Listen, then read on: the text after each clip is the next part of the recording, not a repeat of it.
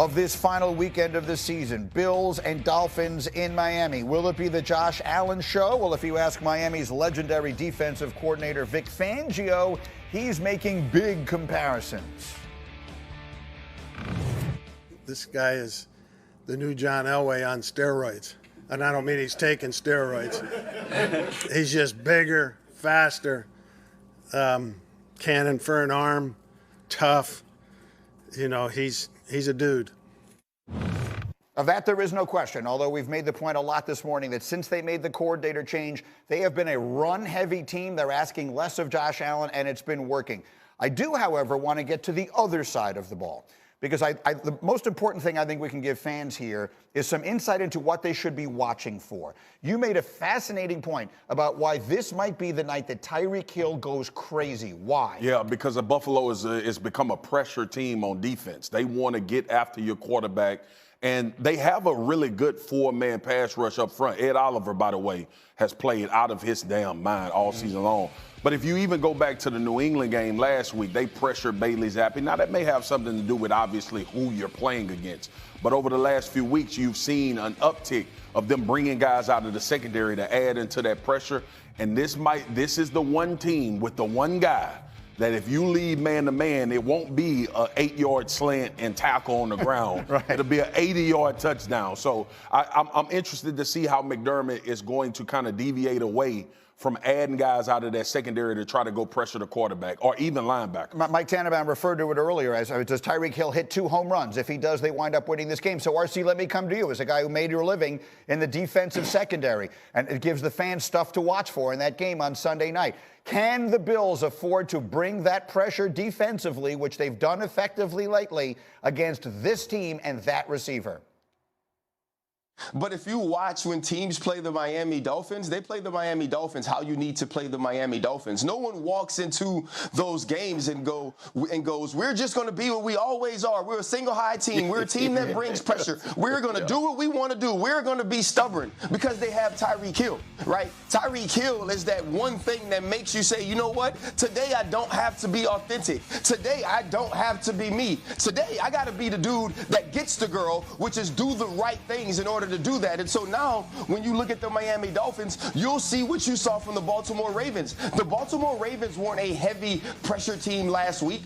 And so now the Buffalo Bills going into this game, you'll see too high. You'll see four-man rush. You'll see them change up things when you get into the red zone, which was then bring fire zone pressures, bring one extra man, be able to play or cloud toward Tyreek Hill, or slide the safety toward Tyreek Hill. People don't get stupid when they play the Miami Dolphins. People don't walk into the game with pride, because a lot of us have read the Bible, and the Bible says pride comes before the fall. If you walk into the stadium, right, against the Miami Dolphins, saying we gonna play man-to-man and you gonna have to be better than us, guess what? They better than y'all. So you need to play too high. You need to mix up the coverage. You need to bring pressure on Tua Tagovailoa when it's the exact right time to move him off the spot. We saw it with the Dallas Cowboys, who are notoriously a man-to-man team, notoriously a single high team. Not even that team played that way against the Miami Dolphins, and we see it work. You keep Tyreek from taking the top off the defense,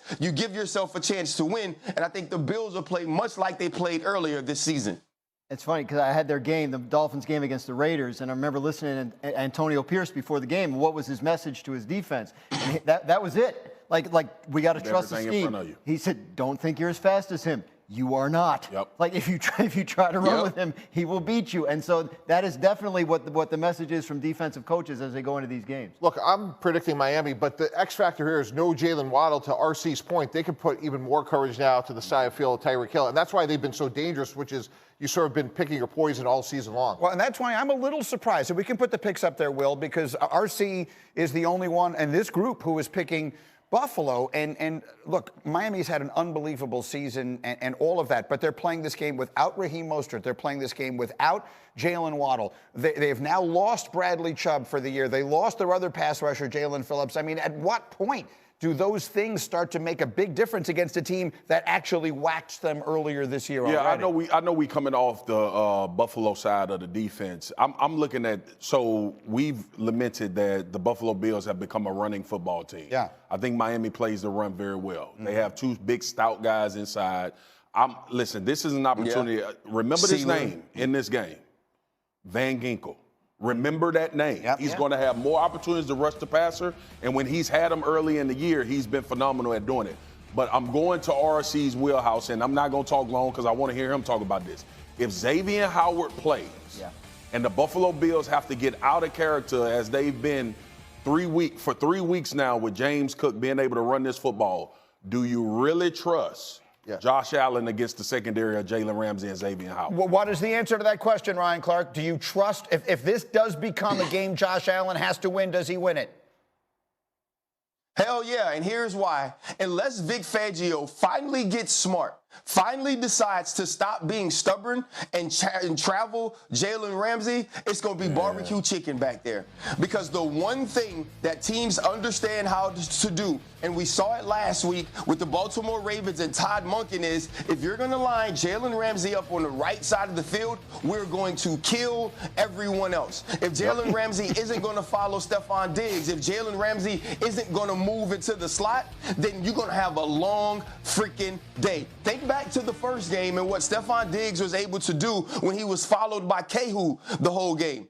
He cooked him from the time the game started until it ended. I think he had a tune of 150 plus and 3 tutties. We don't want to see that again. Now, is this a different offense? Absolutely. Joe Brady has taken some things off of Josh Allen. But do we believe that if Josh Allen got to go out and be Josh Allen for a day, he can't do it? No.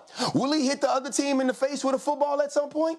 Probably, but more than likely, he's going to run up the scoreboard. And so for me, Vic Fangio has to change this game. This is the worst game to not have 2 stellar pass rushers. This is the worst game to be in a deficit defensively because their quarterback, who has kind of been lying dormant the last few weeks as James Cook made his Pro Bowl push, understands what this game means. And we've seen him stand across from another great quarterback and duel to the end. I believe he's ready to do that this weekend. So to that point, Xavier Howard has not practiced yet. So assume he doesn't play. Eli Apple, if you go back a week ago, Todd Monken went right after Eli Apple, and I would expect to see that again. It was a massacre. So the question is, does the apple become barbecue chicken? That's really, I guess, what we're getting to, which is an expression I absolutely love. Hey, Greeny. Yeah. I tell you what, Greeny, they got pineapple.